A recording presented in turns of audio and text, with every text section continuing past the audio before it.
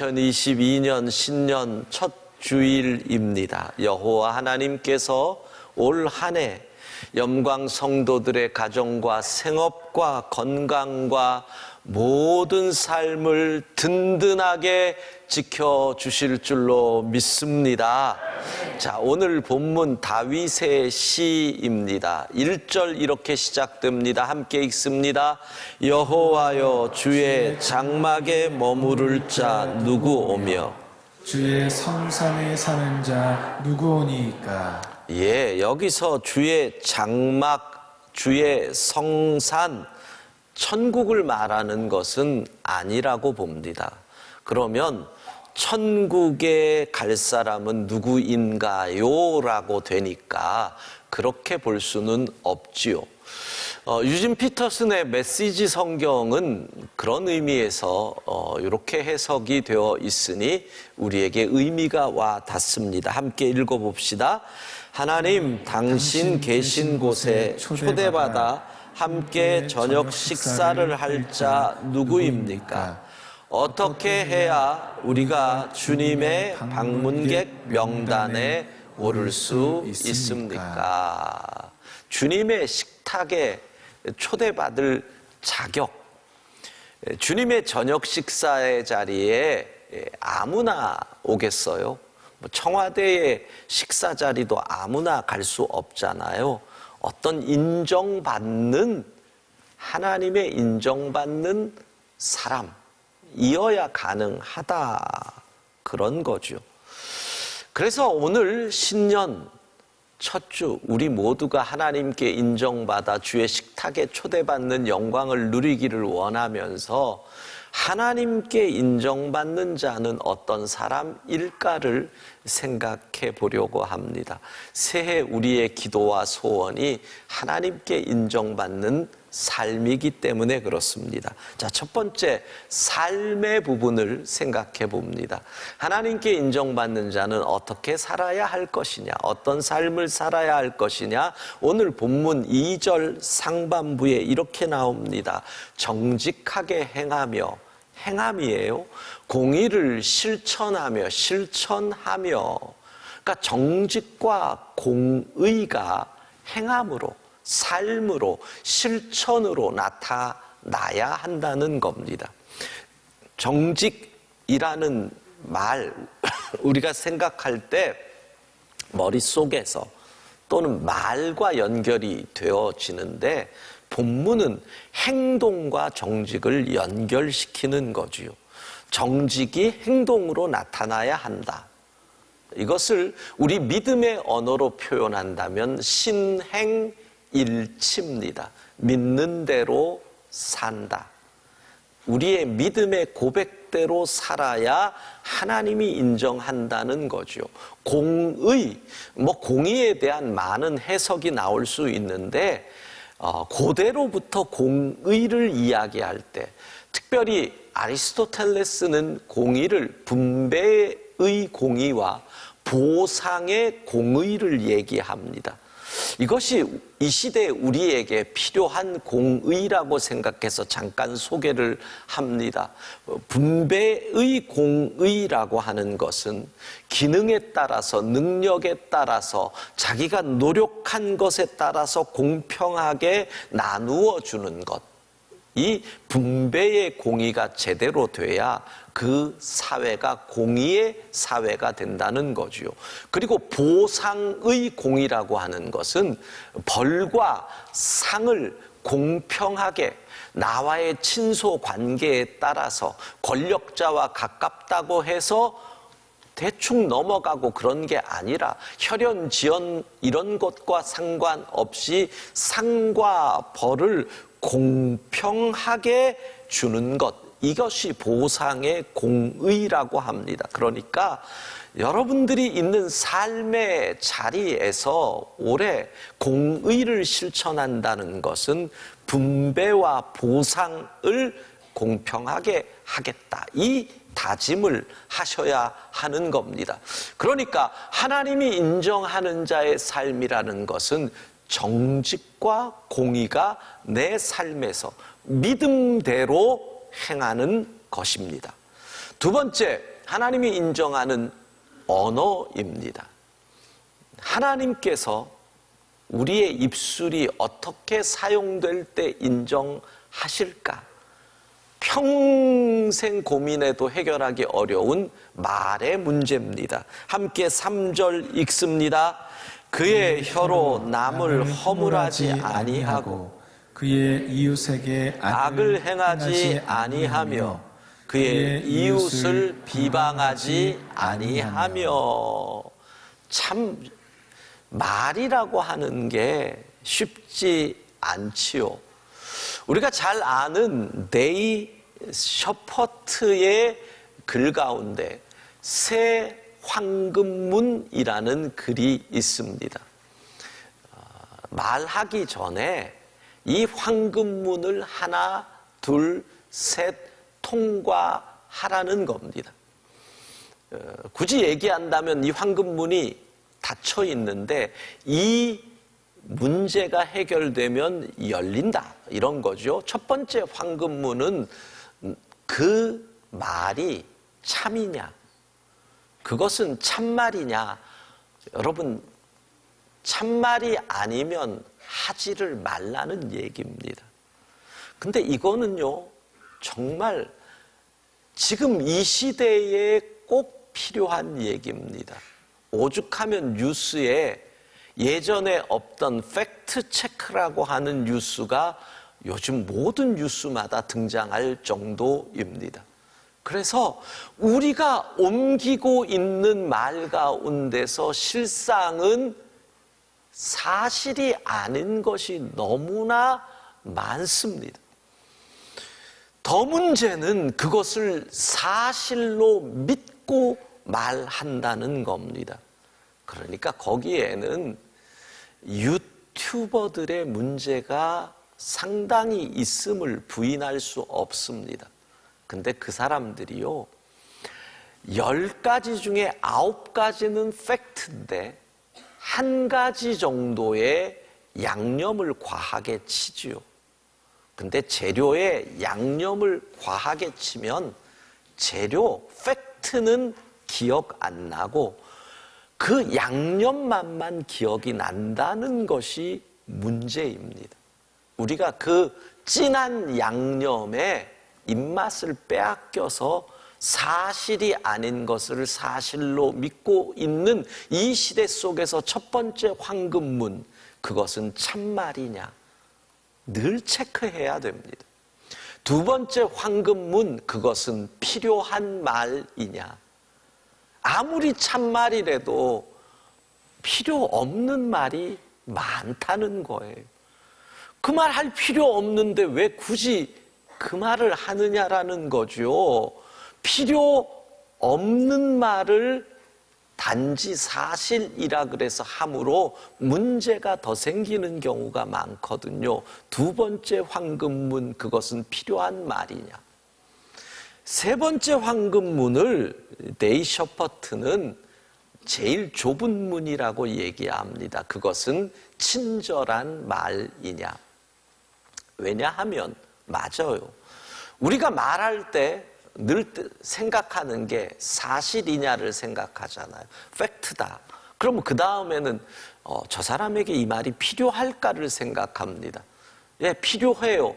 그때 우리에게 다가오는 문제는 사실이고 저 사람에게 필요하다고 할 때 우리가 교만해지기가 쉽습니다. 저 사람에게 필요한 말을 내가 꼭 전해야지. 저 사람은 저게 도움이 될 거야. 교만해진다는 건 뭡니까? 말이 거칠어지기 쉽고 말이 고압적이 되기 쉽다는 겁니다. 사실이라는 이유로, 저 사람에게 필요하다는 이유로. 그러면 어떻게 됩니까? 여러분, 친절하지 않은 말, 온유하지 않은 말은 아무리 진실이라도, 아무리 그 사람에게 필요하다고 해도 대부분 튕겨 나갑니다. 그래서 세 번째 황금문, 좁은 문입니다. 친절한 말이냐. 예, 하나님이 인정하는 사람의 언어, 딱 이겁니다. 진실을 말하라. 함부로 전하지 말아라.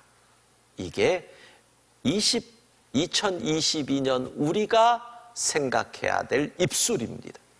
세 번째, 가치관입니다. 하나님께 인정받는 자는 어떤 가치관? 이것이 귀하다, 이것이 안 귀하다를 볼 수 있는 눈이죠. 가치관을 가지고 살아야 하느냐? 본문 4절 상반부 같이 읽습니다. 그의 눈은 망령된 자를 멸시하며 여호와를 두려워하는 자들을 존대하며. 예, 화면에 있는 본문을 잘 보십시오. 망령된 자가 어떤 사람일까요? 딱 밑에 나와 있습니다. 여호와를 두려워하지 않는 자. 하나님을 두려워하지 않는 자가 곧 망령된 자입니다. 하나님을 두려워하지 않기에 말을 함부로 합니다. 하나님이 내 소리를 들으신다는 걸 전혀 생각하지 못하죠. 하나님을 두려워하지 않기에 함부로 행동합니다. 하나님이 나와 함께 계심을 모르니까. 그래서 우리의 가치관이 어떻게 되어야 할까요? 하나님 중심, 나와 함께 계시는 하나님을 늘 생각하고 하나님 중심으로 생각, 하나님의 뜻을 고민, 하나님이 원하시는 것이 가장 귀한 것이다. 여러분의 가치관이 회사 사장님의 생각보다도 그렇죠? 그래서 때로는 법이 이렇게 얘기를 해도 하나님의 뜻이, 말씀이 중요하면 법과 충돌도 일어나는 것이 우리의 믿음의 선조들이 걸어왔던 길이거든요. 왜? 가치관, 우리에게는 하나님의 뜻이 가장 귀하기 때문에. 네 번째, 품성입니다. 품성. 어떤 성품을 가진 사람이 하나님께 인정을 받을까? 4절 후반부 같이 읽습니다. 그의 마음에 서원한 것은 해로울지라도 변하지 아니하며. 사람은요, 우리는 일반적으로 배움이 있고 체면이 있기 때문에 대충 가면을 쓰고 삽니다. 가족이 좋으면서도 쉽지 않은 것이 가정 안에서는 대충 가면을 벗고 본색을 드러내기 때문이지요.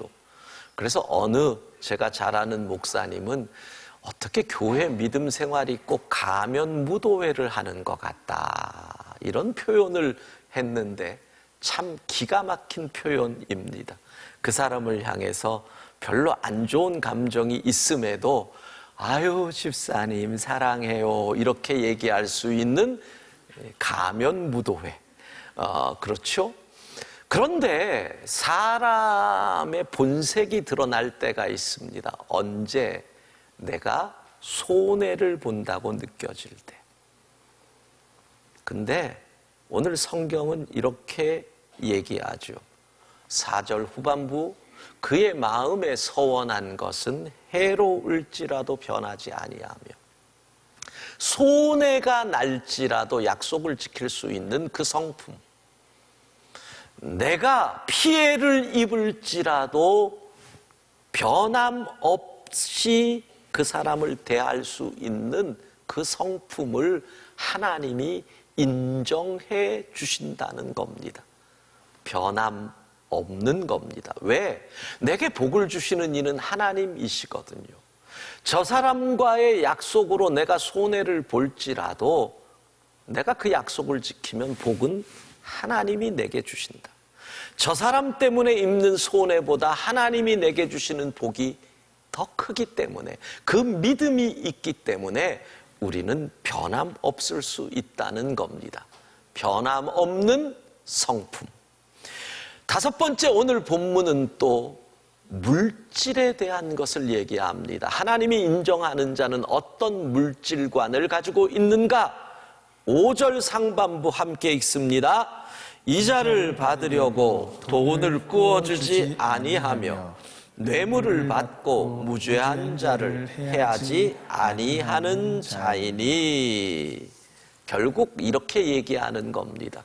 그리스도인의 물질과는 돈이 목적이 아니라는 겁니다. 여러분, 언제나 생각하십시오. 우리의 목적은 사람입니다. 돈은 수단입니다. 그런데 돈이 목적이 될 때 어떤 일이 일어납니까? 뇌물을 받고 무죄한 자를 해치게 됩니다. 사람이 수단이 되니까. 결국 오늘 성경은 이렇게 얘기하는 거죠. 하나님께 인정받는 사람은 자기가 청지기인 것을 안다는 겁니다. 청지기. 나의 모든 것이 하나님의 것이기에 나는 그것을 관리하는 자입니다. 이 물질관을 가진 사람. 그러니까 5가지 하나님께 인정받는 사람 기억하십시오. 삶은 정의, 공의, 정직을 행하고 공의를 실천한다. 삶은.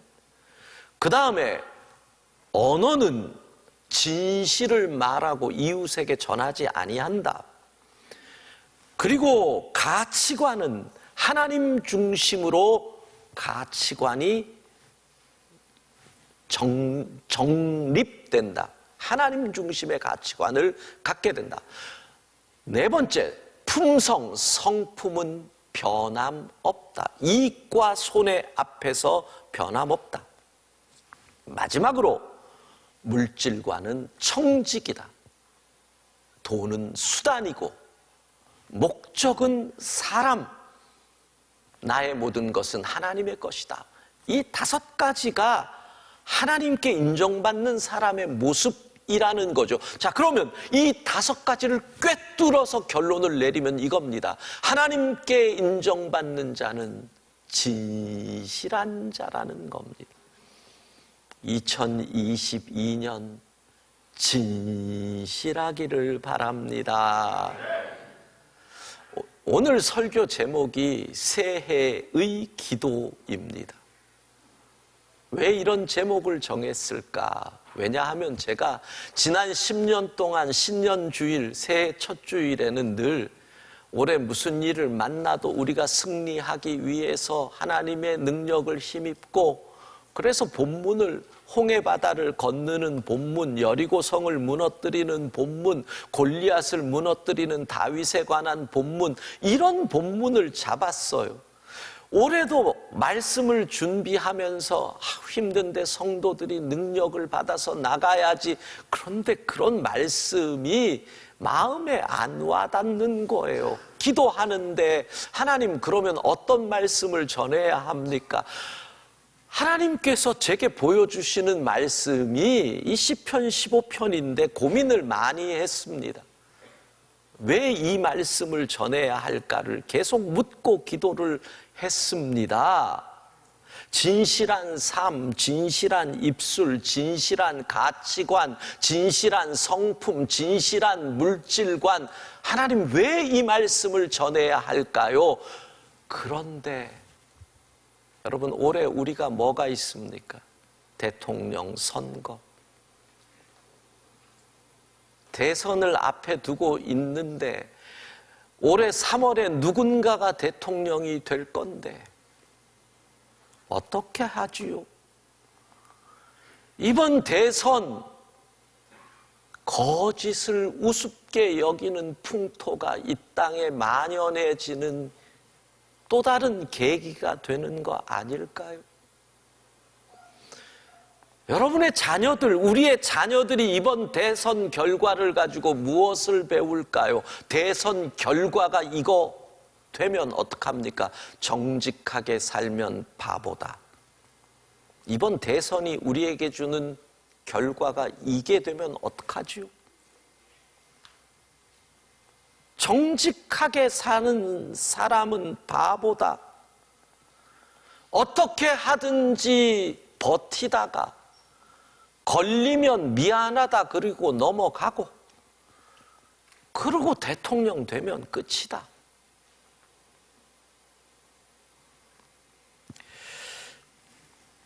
우리의 자녀들은 무엇을 배울까요? 꼭 이렇게 얘기합니다.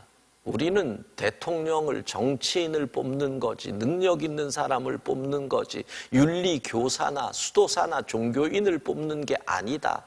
여러분, 이런 걸 궤변이라고 얘기합니다. 그게 나라의 지도자가 거짓말을 할 수 있다는 설명이 됩니다. 대통령은 거짓말해도 되는 거예요? 그런 얘기가 세상에 어디 있어요? 수도사는 거짓말하면 안 되고, 윤리교사는 거짓말하면 안 되고, 대통령은 거짓말해도 된다는 얘기를 그렇게 말하면 안 되니까 이런 궤변을 합니다. 근데 거기에 우리는 맞아. 왜 그럴까요? 그의 거짓말을 보고 내가 거짓말을 해도 된다.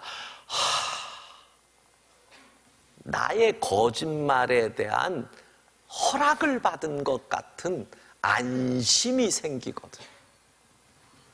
여러분, 최소한 그리스도인은 그러면 안 되죠.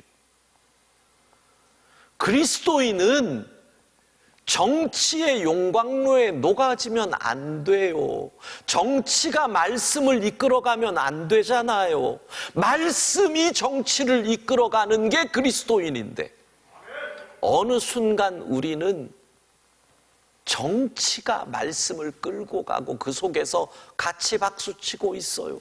내가 여당을 지지한다고 해서 여당의 후보가 거짓말하는 것을 용납해서 안 되고, 내가 야당을 지지한다고 해서 야당의 후보가 정직하지 못한 것을 용납해서는 안 되는 건데, 우리는 남의 눈에 티를 가지고 내 눈에 들보를 못 보고 있어요.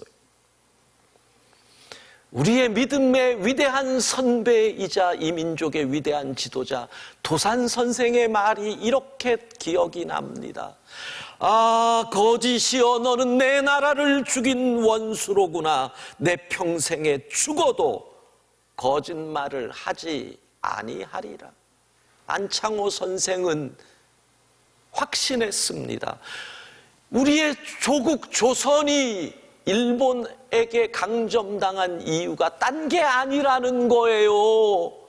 군사력이 부족해서, 경제력이 부족해서가 아니라는 거예요. 거짓말을 했기에, 거짓 행위가 판쳤기에 우리나라가 그렇게 됐다는 거예요.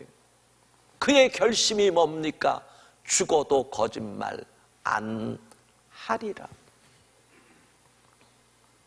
믿음의 사람은 그런 거잖아요.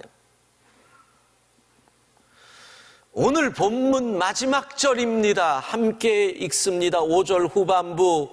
이런 일을 행하는 자는 영원히 흔들리지 아니하리이다. 이 말씀을 근거로 누가 대통령이 돼도 우리나라 흔들립니다.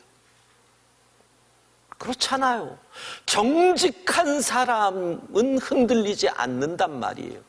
주의 말씀이잖아요. 누가 돼도 흔들릴 수밖에 없다. 주의 말씀입니다.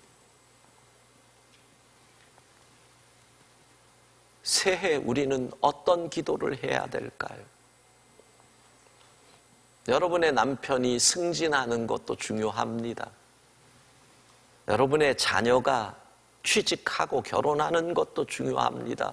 우리 그런데 올해는 먼저 이렇게 기도하면 좋겠습니다. 하나님, 우리 남편 정직하게 하옵소서. 하나님, 우리 아이가 정직하게 하옵소서. 애들이 하도 거짓말을 하니 아멘도 못하죠.